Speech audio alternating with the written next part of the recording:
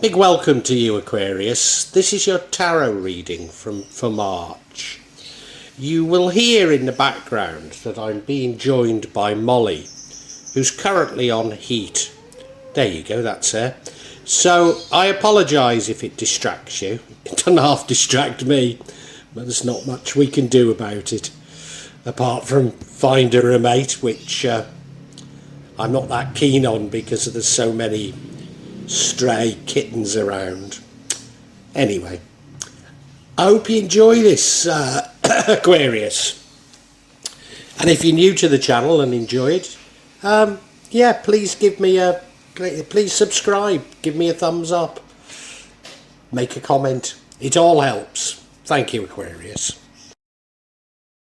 Now I'll be using probably 2 decks, but out of 3 decks. So the first deck is Tarot Nusantara, the second deck is the Steampunk deck, and the third deck is the Light Visions Tarot. Tarot Nusantara is actually a new one to me, which I love, whereas the Light Visions I've struggled with as a result of the rendering. Although I think I'll grow into it, I will keep using it and coming back to it. You can see on all of them I'm using quite a lot of salt, and that's to clear the energy and the spirits from them, something that I do fairly regularly with my tarot.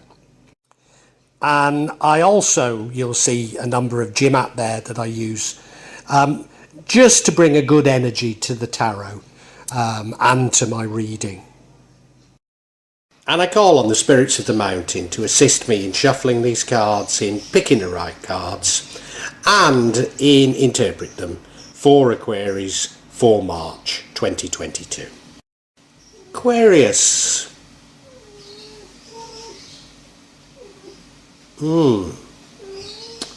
What do I think about this spread? Well, I suppose it's a microcosm of life. You know, there's these ups and downs in it.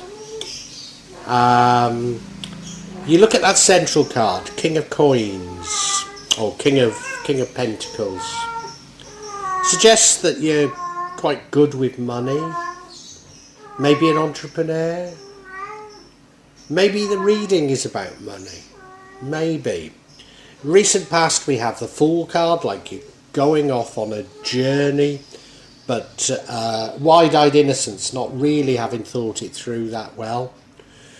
Current energy is moving on from a situation, moving on from another person, and having to dump baggage.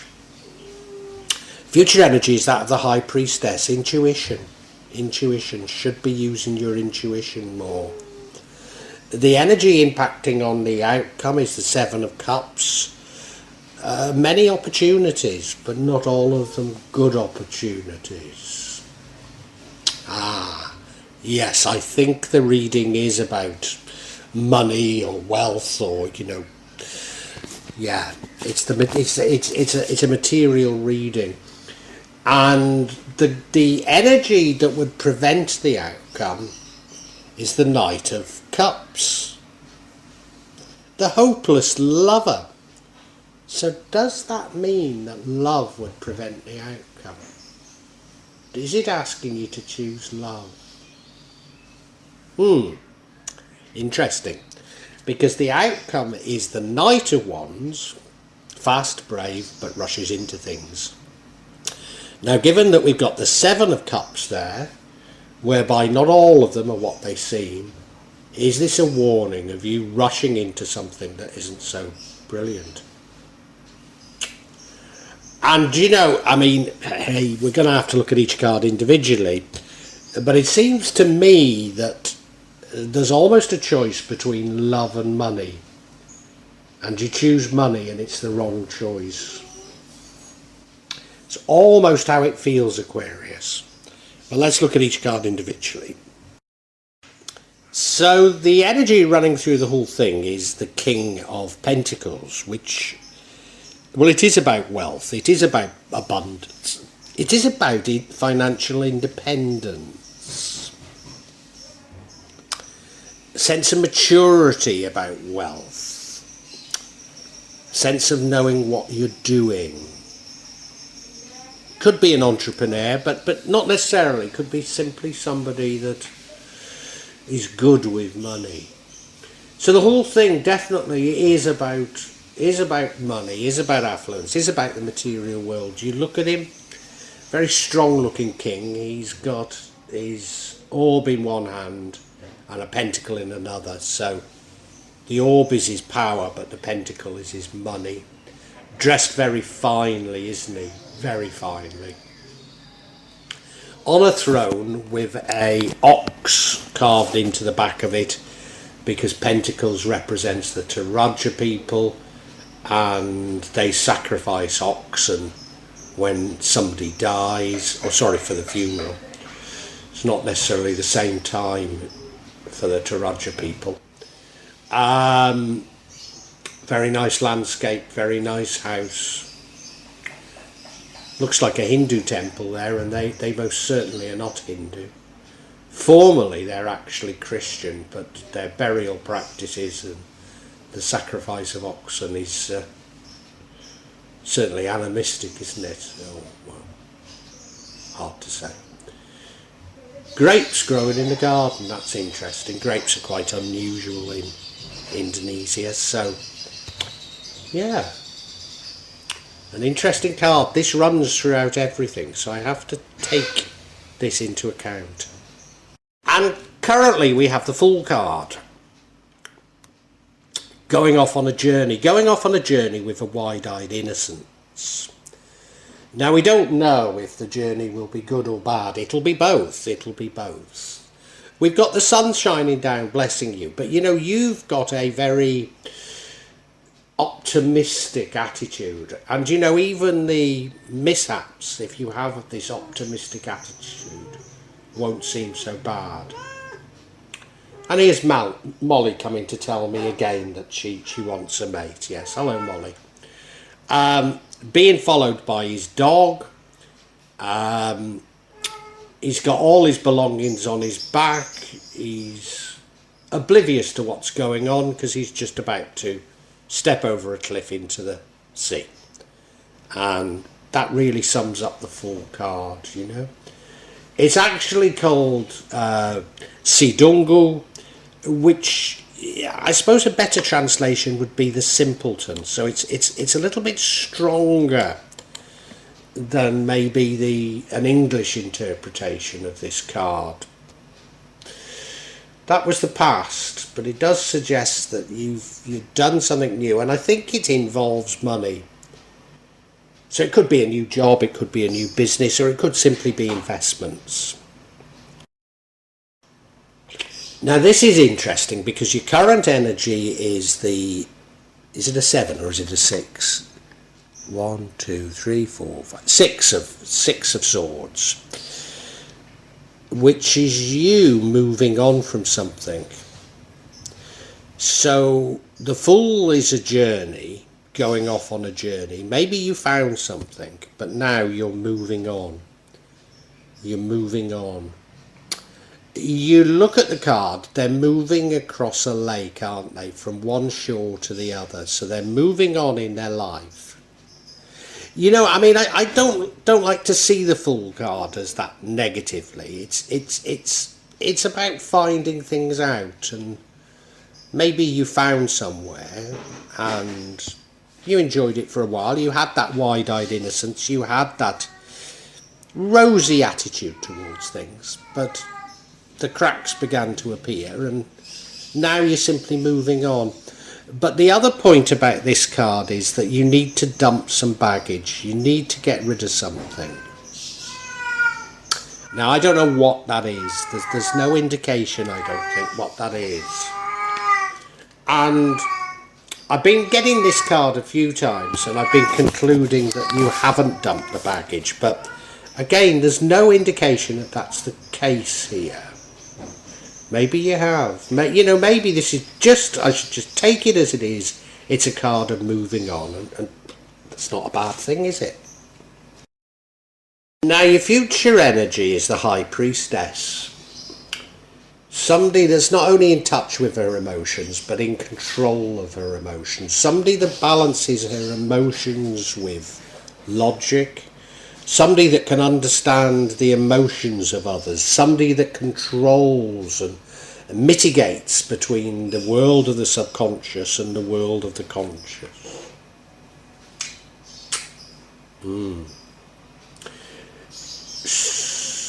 She can see the unknown. You look at the card, her feet is above a moon, the unknown.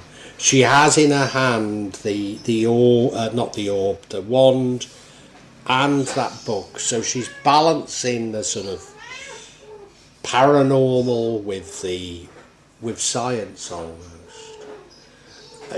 There's a black and there's a white column there. Gosh, I'd never thought of it in terms of black and white magic, but you know, she is the female magician, so why not? Why not? Mitigating between things. Yeah. The worlds of black and white magic have such negative connotations, but really they're the obverse of the same coin. So, of course, also understanding her shadow side, very much in control of these things, very much in control of them. Now, the energy impacting on the outcome is the Seven of Cups. Seven of Cups does mean there's a number of opportunities. Now, given that I think this whole thing is about finance, are these investments? Well, it could be business, it could even be jobs, couldn't it? If it's business, you know, there's no reason why you might not be able to choose more than one cup. But of course, if it's jobs, or business or investments, you might be able to choose more than one. But if it's jobs, maybe you have to choose only one. Now, the thing about it is that some of them will turn out very good. Some of them you really don't know. So you look, there's a cup there with a cloth over it, so you don't know what's under it. But there's one with a snake there, so you definitely wouldn't want that, would you? So there are some choices to be made. Now, as I say, maybe you can take more than one choice. And so when I was in business, if I had 7 projects on the go, you knew that one would go wrong and you'd lose a lot of money on it. But you'd hope that because you'd got 6 others, you were making enough on those others to cover the one that went wrong.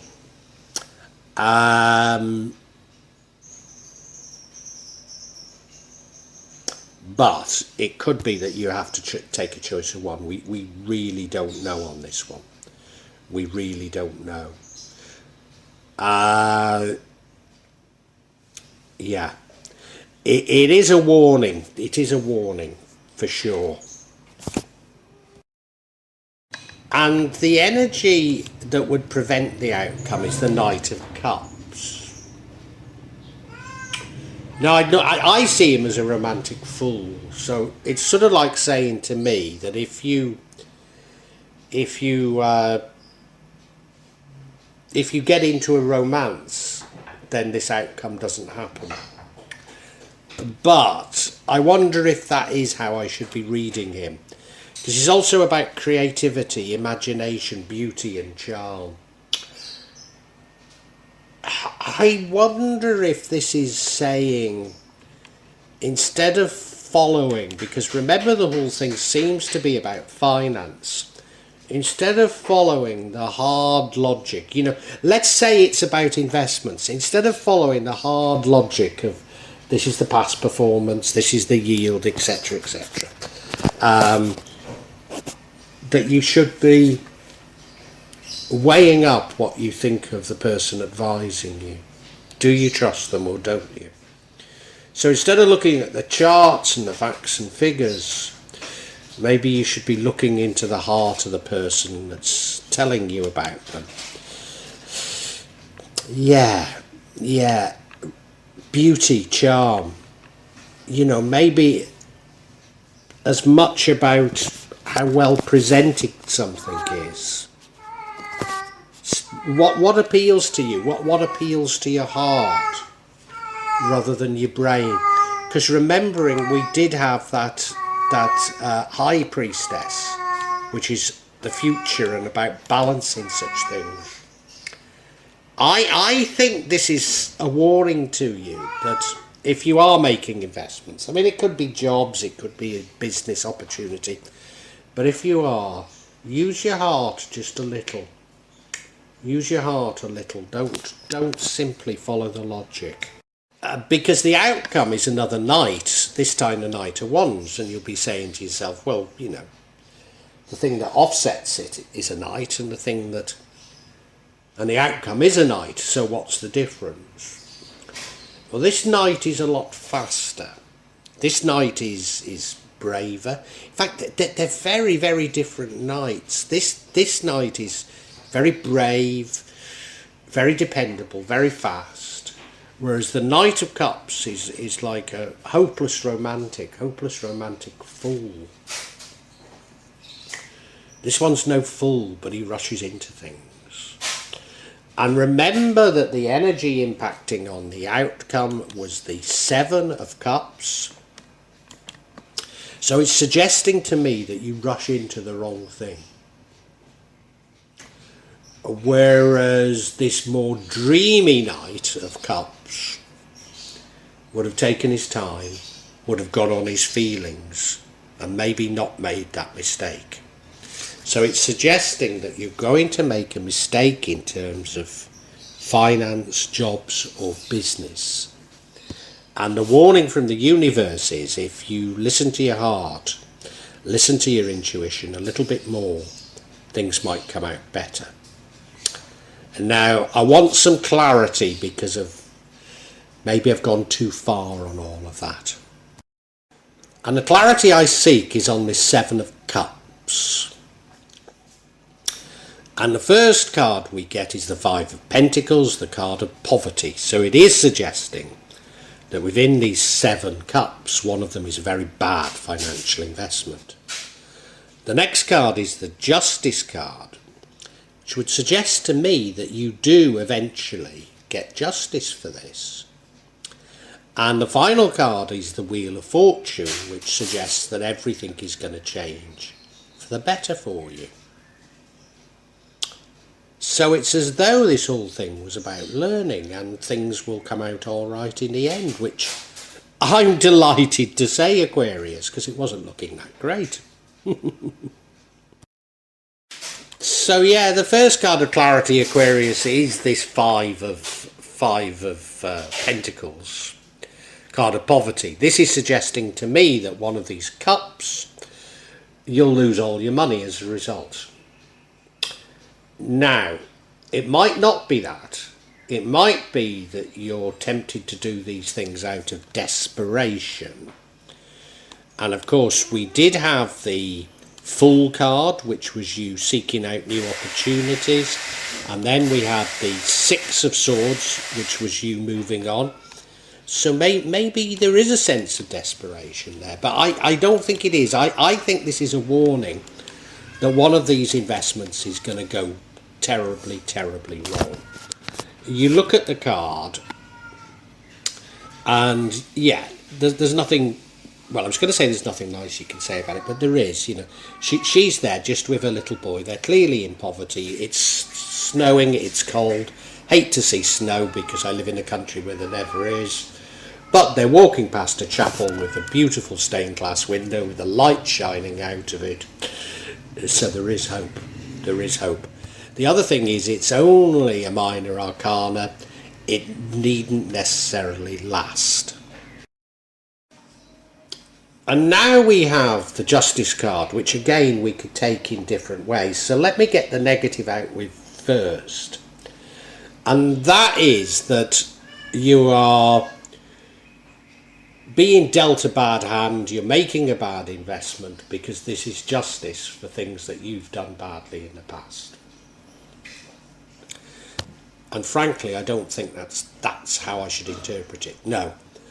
I think you do make a bad investment, you do make a bad choice, and you actually eventually do get justice for it. You get recompense for this bad choice. So, it isn't feeling so bad, if you ask me. And you look at it, well, yeah, I mean, it's definitely about justice, isn't it? Now, is this justice a sort of formal justice? Is it a physical justice, that you get the justice through the court of law? Maybe it is. Maybe it is. Or maybe it just happens. Maybe it's the universe gives you justice for it. We don't really know. Now, I've just said we don't know whether it's physical justice or the universe just bestowing things on you.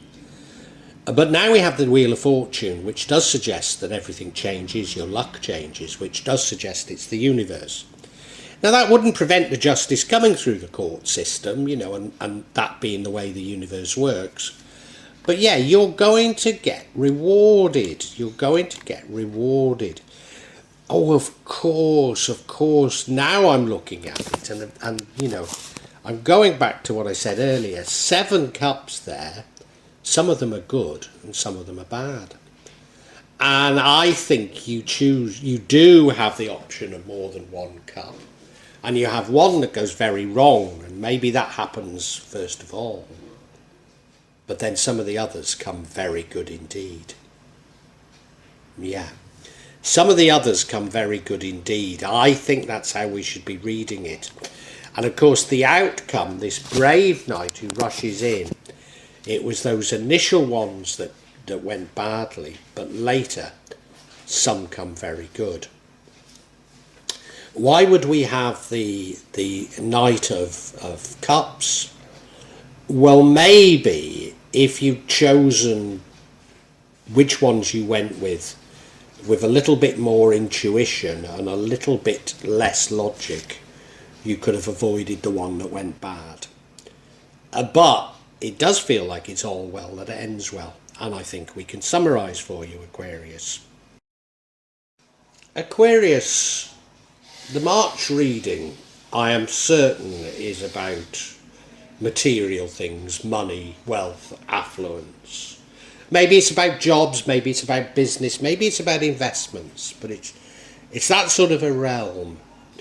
In the past, you set off on a journey with a wide-eyed innocence. Not everything worked out, but you had a light heart, and did it really matter? It was all about learning, And now you're feeling like you need to move on. Maybe you've had time to evaluate where you've been, and you're saying, well, yeah, it wasn't a bad place, I quite enjoyed myself. But now it's time to move on. These are the negatives, and it's time to move on. And in doing so, you need to dump some baggage. And I think you effectively do. I don't think there's a problem with that. And you're offered a choice of different options that almost certainly are about money. So it could be about different jobs, it could be about different investments, it could be about different businesses or different projects within a business. And you're offered that choice. And some of them I think you'll do very, very well with, and others will, at least initially, seemingly bankrupt you. And if you listen to your heart rather than cold logic and rushing in, then you might be able to avoid the bad ones. But I think you rush in. They always say if it looks too good to be true, it is. And you rush in for the ones that look too good to be true. And they're the ones that go bad. And they do initially send you into poverty. But you get justice for it. You get justice for it, and your luck changes. And the real lesson from all of this is not to always use hard logic, even when you're thinking of investments. Don't always use hard logic. Certainly don't rush into things. Use your heart a bit. Think things through by all means, but also what's your subconscious saying? Balance it out, Even I think there's the suggestion, supposing you've got a portfolio of investments,